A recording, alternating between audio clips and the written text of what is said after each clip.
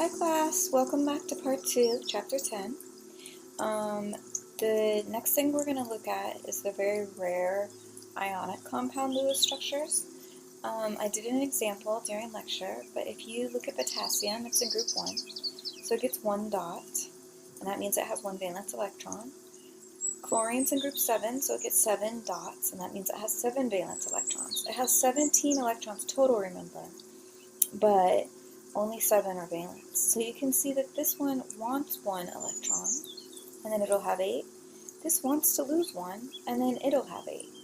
So the potassium and the chlorine bond in an ionic bond, because we have a metal and non-metal, and this one actually transfers. So this electron transfers over here. When something has 8 electrons around it and forms an ion, you always do brackets, and then you do the charge on the outside. When something has lost electrons to form a cation, there are no brackets.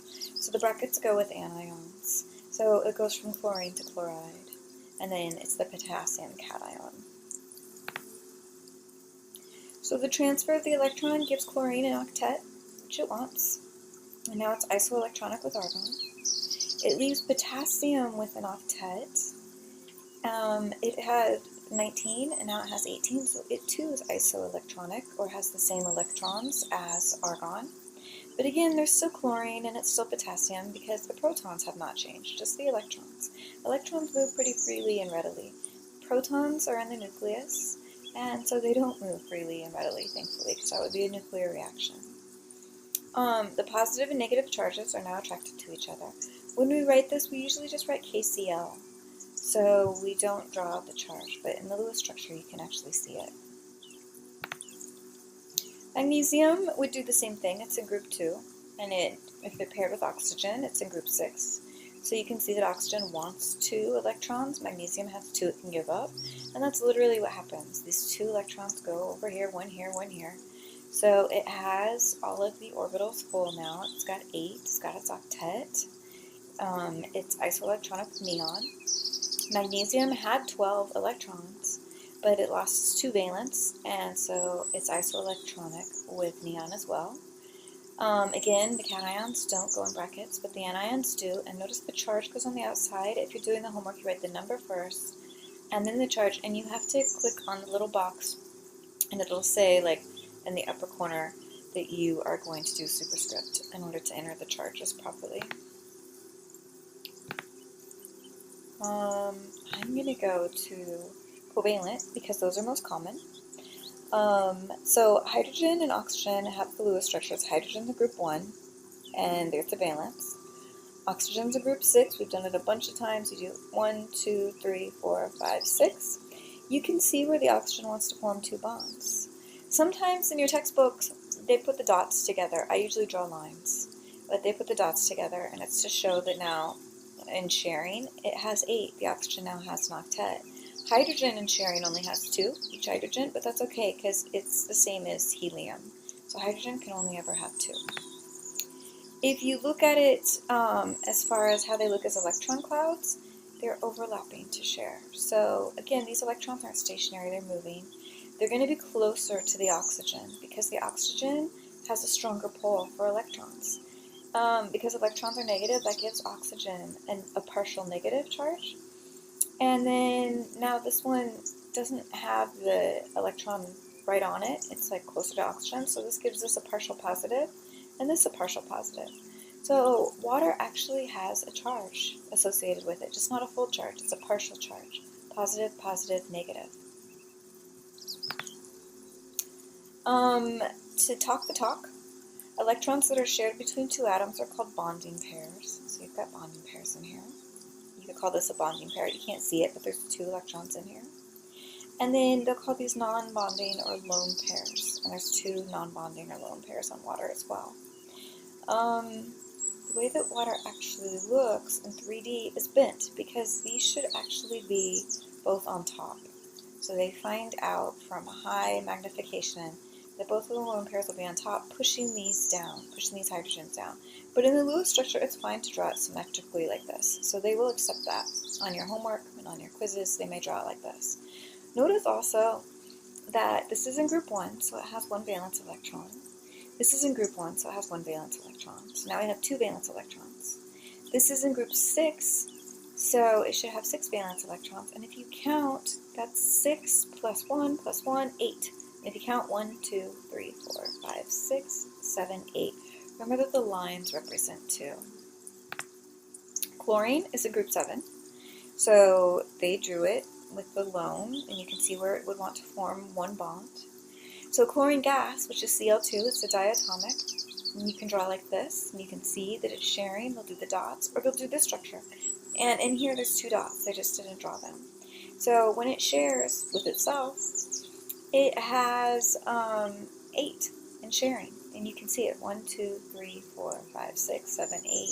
Or if you're counting it like this, you go 1, 2, 3, 4, you count 5, 6, 7, 8. So when we examine elemental chlorine, we find it exists as a diatomic. All of the halogens do.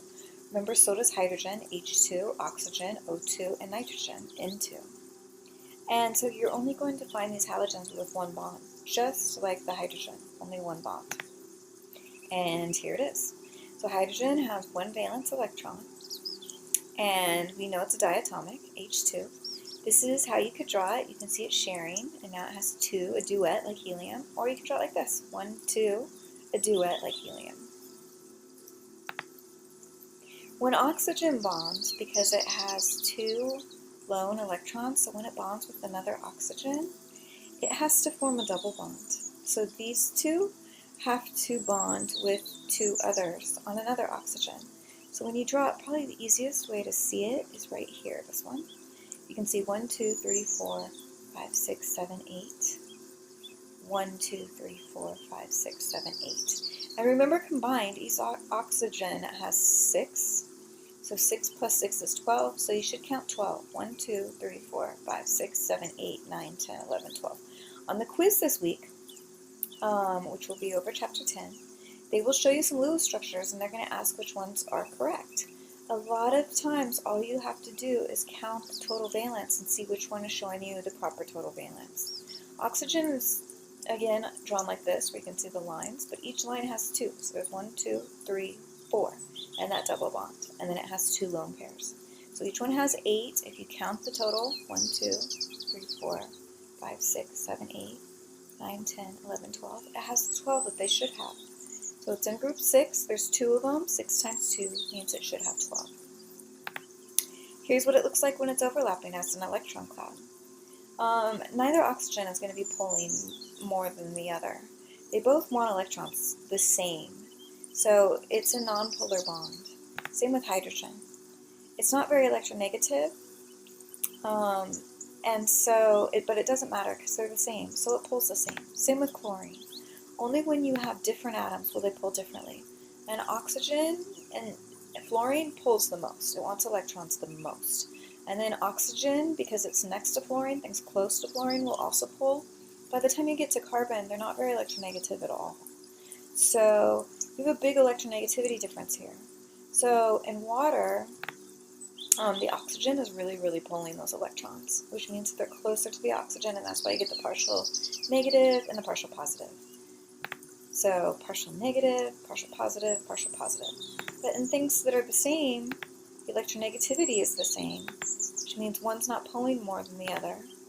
And so there's no polar bond.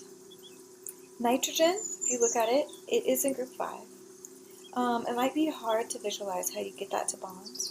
But remember that when you did the nitrogen, we did it early on, we saw that it has a place where it can do 3 bonds, and then it has a lone pair. If we go back to where we were with nitrogen, notice that it still has that lone pair, but those 3 dots have all gone to the same side. And it's easier to see in this one because you can see the 3 bonds. The 3 dots all go to the same side, and it forms a triple bond. So this has shown that it first does a single bond, and then each one of these is going to move over another bond. Each one of these is going to move over another bond. This is the proper final structure for nitrogen. And this is also why it doesn't affect us. Even though it's 74% of the atmosphere, we breathe it in, we exhale it. It doesn't interact with our lungs because the triple bond is so strong that it just goes in and out, but we don't pick it up like we do oxygen with its double bond. The triple bond's too strong. They call it inert. Nitrogen doesn't tend to react with anything because that triple bond is very strong. And then notice each nitrogen has a lone pair. Again, nitrogen's a group 5, so you should have a total of 10 electrons here because you have 2 nitrogens, and you have 1, 2, 3, 4, 5, 6, 7, 8, 9, 10. A good way to check. They even say it. Nitrogen has 10 electrons, I should say 10 valence electrons. And if you count, remember each line has 2. This is a triple bond, but each line has 2.